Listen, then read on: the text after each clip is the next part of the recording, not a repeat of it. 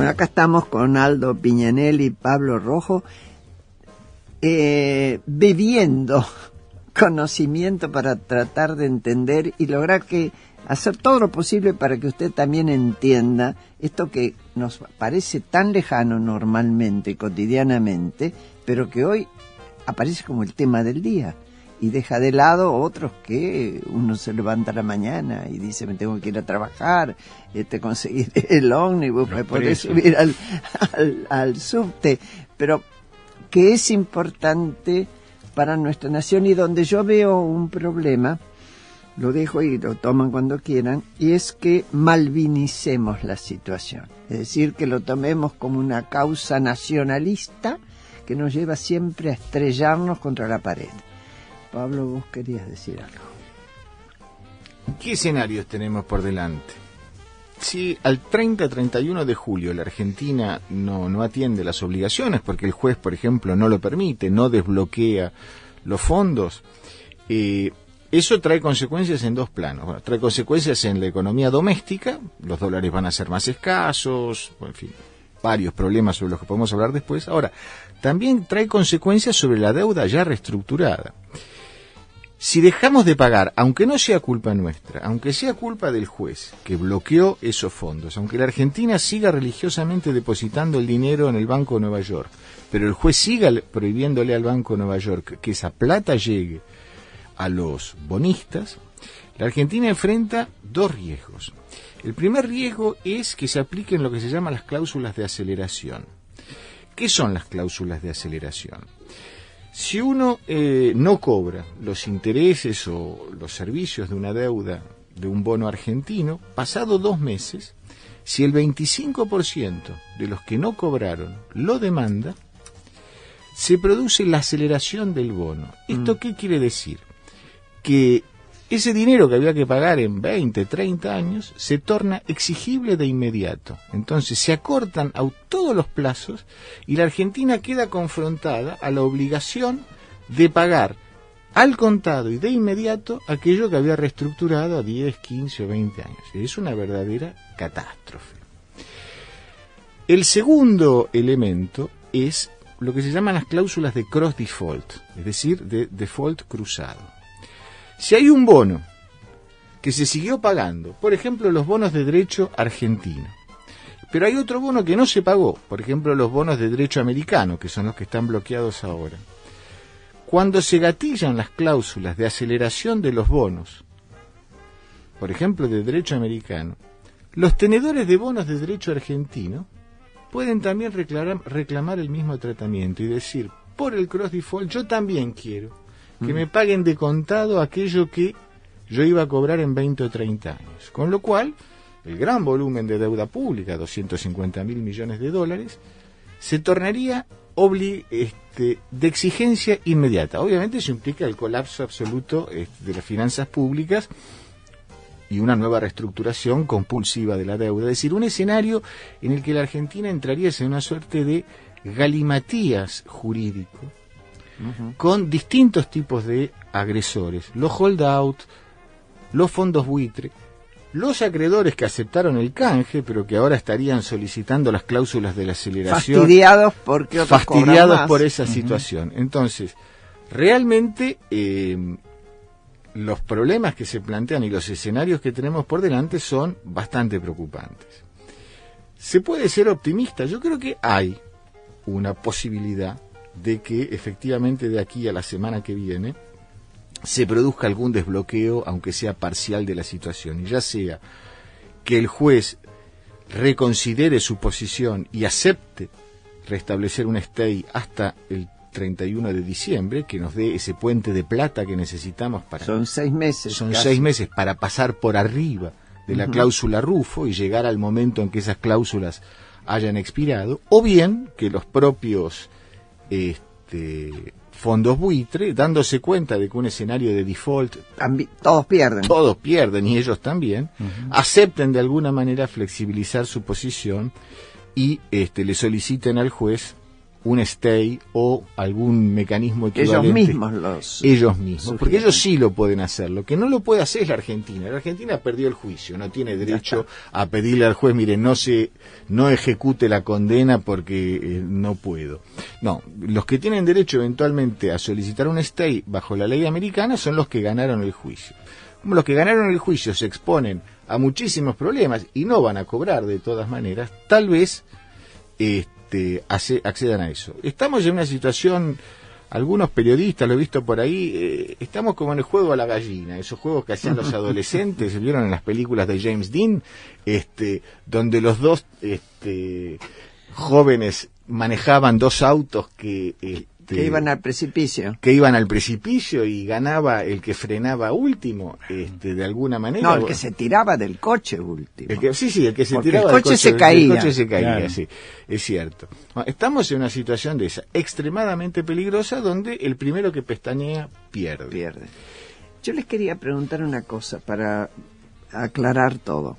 Cuando ustedes hablan los bonos de derecho argentino, de derecho estadounidense, uno como argentino inocente podría decir, ¿por qué no todo está sometido a la ley argentina? Yo sé que es ingenua la pregunta, pero es buena pero la pregunta. Por favor.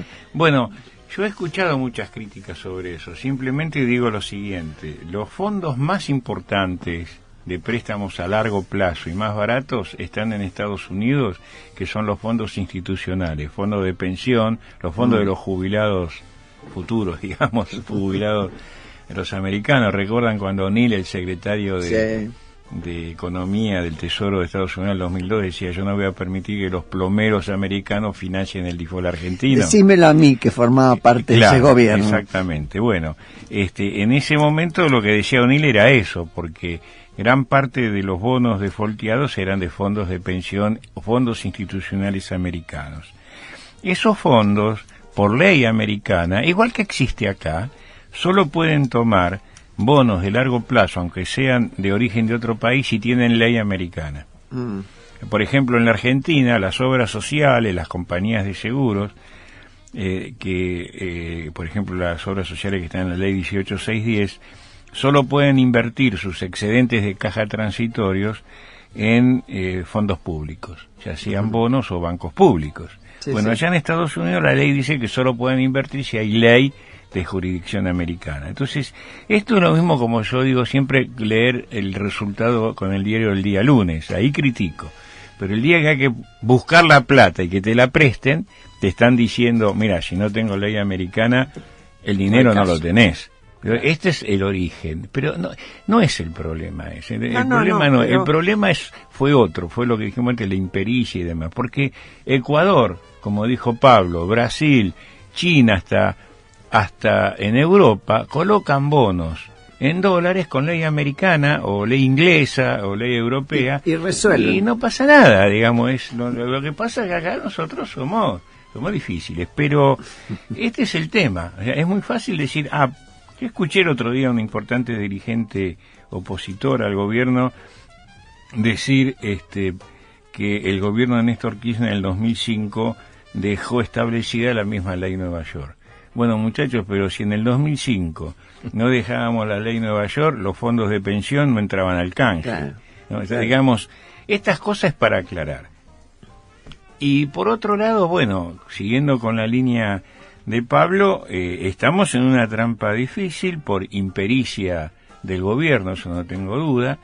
Creo que hay muchas formas de evitar un nuevo default. Espero que el gobierno tome los riesgos políticos, no jurídicos, porque después hay que pagarlo en el futuro, ¿no? Para tomar estas decisiones. Realmente creo que el gobierno descubrió en las encuestas, no sé si es real, que malvinizar el tema de los buitres, diciendo patria sí, buitres no, o buitres no pasarán. Yo le digo, muchachos, los buitres entraron a tu casa, nos comieron la comida a la heladera, se tomaron el vino, el postre y hasta echaron a los perros. Y ahora decimos, no pasarán, ya pasaron. Entonces ahora tengo que ver cómo negocio para que se vayan. Y esta llave la tiene el juez Griesa. La llave de la solución a esto no lo tiene el gobierno argentino, lo dijo muy bien Pablo, el que pierde no puede poner condiciones. lo tiene el juez Griesa y lo tiene el acreedor que ganó. Si el acreedor que ganó le pide a Griesa levante el embargo, está gran parte del problema, no todo, pero parte del problema solucionado. Pablo, vos pensás, o ambos como quieran, que ciertas actitudes agresivas con respecto al juez Griesa pueden o no haber influido en las decisiones. Veníamos hablando de un juez que durante 10 años falla razonablemente bien, sin quejas de parte de la Argentina, y de pronto es más severo. ¿Tiene que ver con la justicia estricta? Se le agrega además el maltrato, por lo menos verbal, que es para la tribuna y malvinizar, es decir, nacionalizar el tema, ¿o no? ¿O es independiente? Bueno, el caso del juez Griesa es un caso muy interesante, porque cuando el juez Griesa toma el caso argentino, él ya estaba jubilado. Los jueces no trabajan hasta los 84 años en Estados Unidos, como tiene el juez Griesa. En realidad, la Cámara lo llama al juez Griesa, que ya estaba jubilado, que había cumplido un honorable servicio en los tribunales de Nueva York, dada la importancia del tema, y en realidad lo único que hace el juez Griesa durante todo este tiempo es trabajar el caso argentino. Tiene tres casos nada más. Sí, tiene el nuestro y dos más que son muy chicos. Muy chicos, pero él lo sacan de su jubilación para que se aboque a este tema por la importancia que este tema tiene. Entonces, es evidente que desde el punto de vista del juez Griesa, esta es una cuestión muy importante y un aspecto psicológico que el gobierno debiera haber cuidado es justamente la construcción de una relación con esta persona, cuya vida laboral, por lo menos en los últimos 10 años, estuvo dominada por la deuda argentina. Entonces, el gobierno debería haber sido mucho más cuidadoso en la construcción de una relación de mutuo respeto con el juez Griesa. Y yo creo que algunos de los propósitos de estas últimas semanas, yo no creo que aporten. Además, el juez Griesa ya es un hombre grande, como se dice. Debe estar un poco harto. Debe tener el umbral de su paciencia, debe haber bajado bastante con el curso del tiempo. Y si bien yo creo que los fallos son fallos objetivos, no cabe duda que los jueces son personas y muchas veces en sus fallos dejan de alguna manera entrever sus estados de ánimo, ¿no?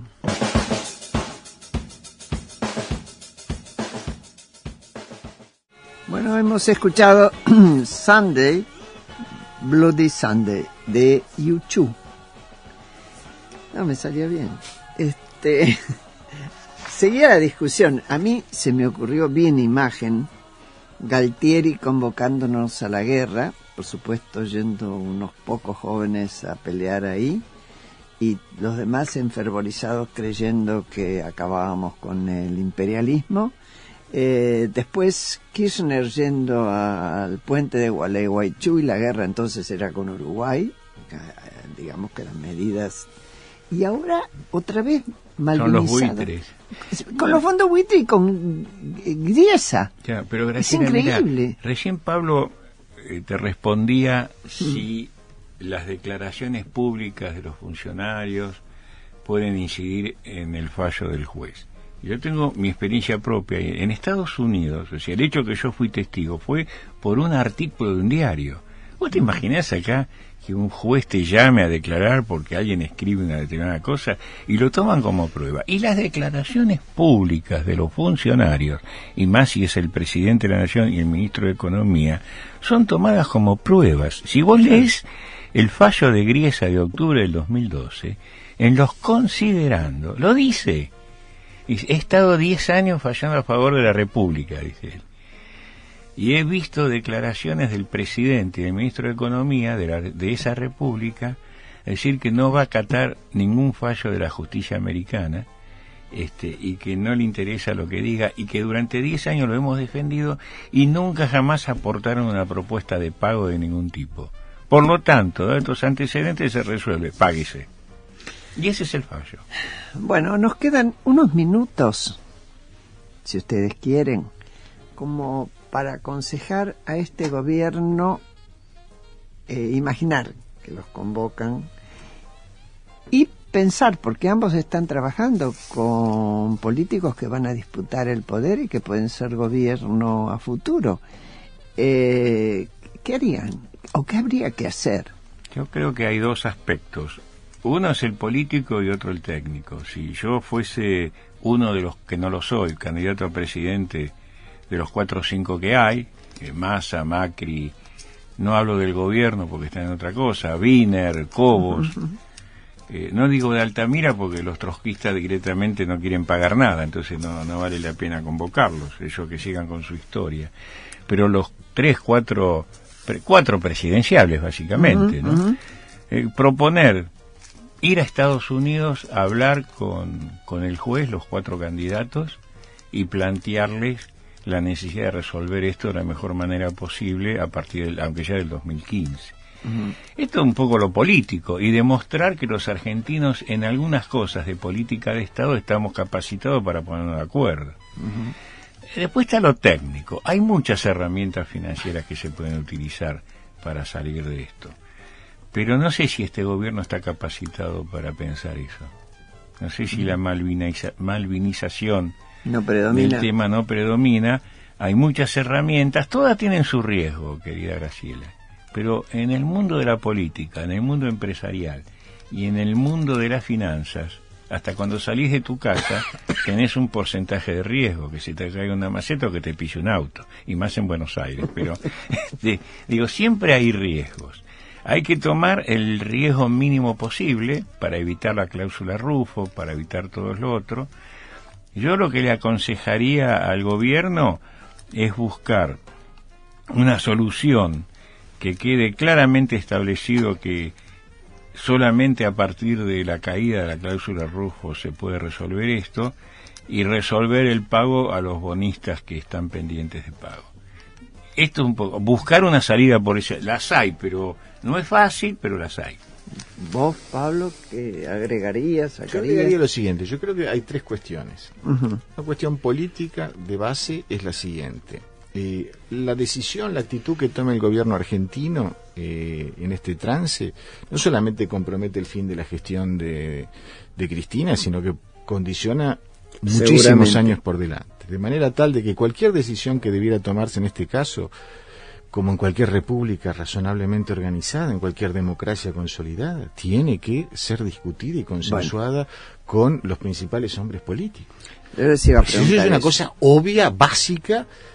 Nadie pensaría que el presidente de Francia, que el primer ministro del Reino Unido pudiera tomar decisiones de esta trascendencia que comprometen la posición de la República durante los próximos 20 años sin siquiera tener un mecanismo de consulta con los líderes de la oposición. Esto es una cosa impensable, es decir, que Cristina y que el Ministerio de Economía no esté en este momento consultando estas cuestiones cuando estamos a horas del plazo con referentes importantes de la oposición, demuestra la pobreza, la mezquindad, la falta de visión que tiene este gobierno sobre la política y sobre la gestión del Estado. Es realmente pavoroso. Sí, lo que pasa es que, viste, que acá hay una confusión de que el Estado es el gobierno. Bueno, sí, pero yo pensé que habíamos abandonado la monarquía absoluta ya hace más de un siglo. Entonces, esto realmente es lo básico. Lo básico. Lo segundo, ¿qué es? Estamos en un trance muy difícil, realmente es una cuestión extraordinariamente delicada. No hay mucha gente que la conoce, no hay mucha gente que la entiende. Necesitamos recurrir a los mejores técnicos, a los mejores juristas con que cuenta la Argentina. Yo cuando lo veo al señor Kicillof con sus compañeros de colegio manejando este tema, realmente me da la sensación de una estudiantina. Yo no quiero ofender. Estudiantina, y están en pánico. Exacto, es una estudiantina sin ningún tipo de experiencia en estas cuestiones. Yo no niego su autoridad como ministro porque es una autoridad política, pero debiera rodearse de gente y escuchar. Exacto, que tenga experiencia en esta materia. El secretario de Finanzas carece totalmente de experiencia en esta disciplina, pero totalmente. Incluso las áreas jurídicas del Ministerio de Economía, que fueron diezmadas durante estos años, barridas sus funcionarios de carrera, que tenían experiencia de las reestructuraciones de otras épocas, que sacaron sus conclusiones, que detectaron los errores que se cometieron en el pasado. ninguno de ellos está presente. Entonces estamos realmente jugando el partido de la final con un equipo que no es la selección nacional. Tercera. Claro.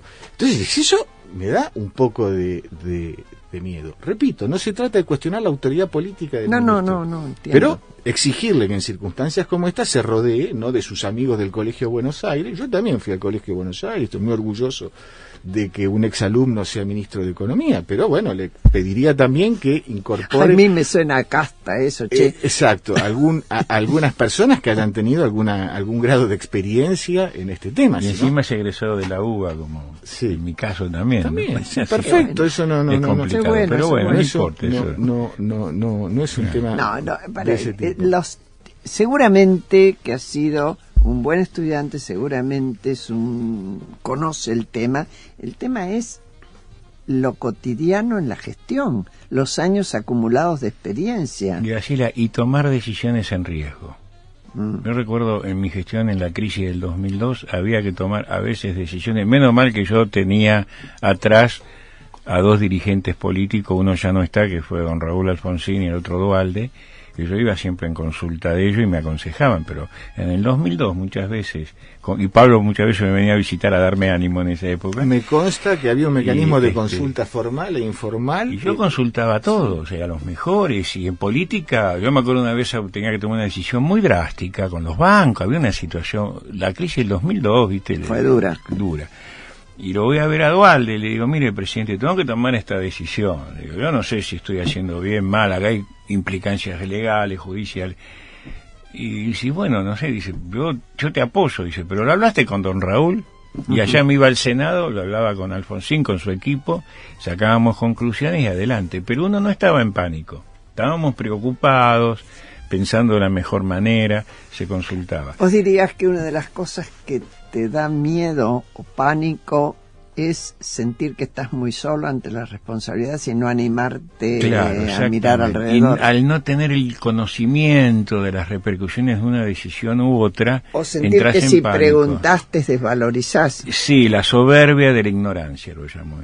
Soy soberbio e ignorante a la vez, ¿no? Ahora, estas dos cuestiones de la calidad de los equipos y la experiencia de los equipos y de la consulta del gobierno a otras fuerzas políticas cuando están por tomarse decisiones que comprometen a la República durante 1 o 2 décadas, yo creo que son dos cuestiones básicas y es realmente una lástima que a 5 días del primer desenlace de esta situación estemos en estas circunstancias. Es exactamente lo mismo que hizo la dictadura del general Galtieri cuando encaró la aventura de Malvinas.